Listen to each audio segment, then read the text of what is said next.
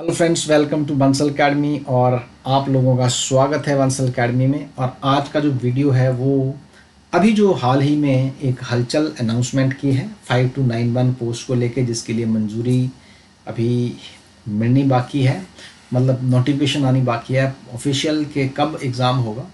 तो उसके लिए RNP rules, recruitment and promotion rule trained graduate teachers के लिए हैं, जो उनके बारे में बात करेंगे आजकल, खासकर सिर्फ रिक्रूटमेंट से रिलेटेड।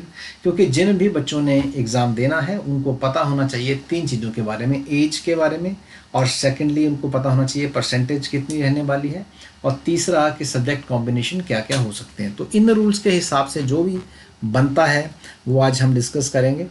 अब सबसे पहले देखिए हमारे पास कि directorate of elementary education Shimla की तरफ से 15 जनवरी 2013 का लास्ट जो हमारे पास एक नोटिफिकेशन है, उसके बारे में बात हम करेंगे कि जो 2009 में तो ये शुरू हुआ, फिर 2011 में कुछ अमेंडमेंट्स हुई, 2012 में हुई, और ये पब्लिश अब 15 जनवरी 2013 की हम बात कर रहे हैं, राइट।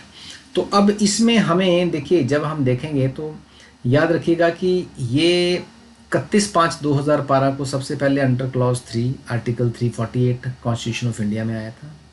और इसको एक्सरसाइज करने की जो पावर है वो हमारे गवर्नर, जो कि आर्टिकल 309 के अंडर हमारा जो Himachal Pradesh public service commission है वो इसको लागू कर सकता है।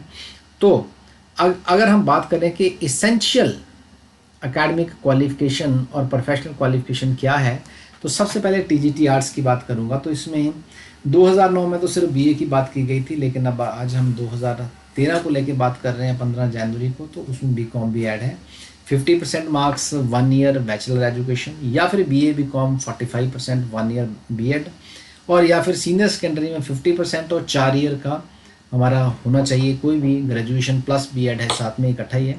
या फिर सीनियर सेकेंडरी में फिर 50% है, या 4 ईयर्स का बीए बीएड, और बीए बीकॉम 50% मार्क्स और 1 साल का बैचलर एजुकेशन साथ में, और टेट क्वालिफाई होना बहुत ज़्यादा ज़रूरी है आपके लिए। नेक्स्ट हम बात करते हैं, जब trained graduate teacher non medical की बात करते हैं, तो उसमें बीएससी नॉन मेडिकल में 50% marks 1 year bachelor education, same उसी तरह से है। इसमें भी at least 45 marks percent marks given है, और या फिर 1 year bachelor in education in accordance with NCTE rules है ना। या फिर सीनियर सेकेंडरी में 50% मार्क्स 4 साल का आपका पूरा वो होना कोर्स होना चाहिए बीएड के साथ। या फिर सीनियर सेकेंडरी में फिर 50% मार्क्स 4 ईयर की बीएससी होनी चाहिए और साथ में बीएड, और 50% मार्क्स या 1 year bachelor in education special education में। और मतलब कि अब दूसरा और है ये, तो टेट क्वालिफाई होना बहुत ज़्यादा ज़रूरी है आप लोगों के लिए। जब हम बात करते हैं ट्रेंड ग्रेजुएट टीचर मेडिकल के लिए, तो जो बीएससी नॉन मेडिकल के रूल्स हैं सेम उसी तरह से इसमें रहेगा, प्लस टेट रहेगा। और नोट इसमें खासकर ये है कि 5% रिलैक्सेशन मिली है जो क्वालिफाई मार्क्स में कैंडिडेट्स को। कौन कौन से हैं वो? शेड्यूल्ड कास्ट हैं, शेड्यूल्ड ट्राइब्स हैं, ओबीसी हैं, फिजिकली हैंडीकैप्ड हैं, इनको 5% का। एज का तो आपको पता ही है कि अप टू 45% ये जा रही है, ठीक है। 45 ईयर्स ऑफ एज तक जा सकते हैं। 45 ईयर्स एज आरएनपी में भी इसलिए लिया गया है कि कई लोग ऐसे हैं जो कॉन्ट्रैक्ट पे हैं, एडहॉक पे हैं, जो लगे हैं, तो उनको भी अकोमोडेट किया जाए। बैच वाइज तो अकोमोडेट होते हैं, अब कोशिश यही होती है कि इसके थ्रू भी उनको अकोमोडेट किया जाए। अब नेक्स्ट पॉइंट हमारा जो हम डिस्कस करेंगे अभी वो ये है कि अब यहाँ देखिए आप ज़रा, ये देखिए, ये इन्होंने सब्जेक्ट कॉम्बिनेशन की बात की है। Essential academic and professional qualification TGT arts के लिए आपके पास 3 साल, जब आप बीए या बीकॉम करते हैं तो Hindi, economics, mathematics, history, political science, geography, sociology, Sanskrit, public ad, या फिर बीए ऑनर्स होना चाहिए। किसी में भी आपके 3 साल में 2 सब्जेक्ट आपके पास होने चाहिए। आपने एज अ चाहे सब्सिडरी पढ़े हैं, लेकिन आप बट टच होना चाहिए आपके साथ इनका। अगर टच है तो आप लोग एलिजिबल हैं इस चीज़ के लिए। और नॉन मेडिकल की जब मैं बात करूं तो यहाँ पे हमेशा फिजिक्स, केमिस्ट्री, मैथ्स की बात की जाती है। इनमें भी 3 सालों में 2 साल ये होने चाहिए, या फिर एज अ सब्सिडरी सब्जेक्ट होने चाहिए, या फिर ऑनर्स कोर्स होना चाहिए जिसमें आपके पास फिजिक्स और केमिस्ट्री सब्सिडरी सब्जेक्ट्स होना चाहिए।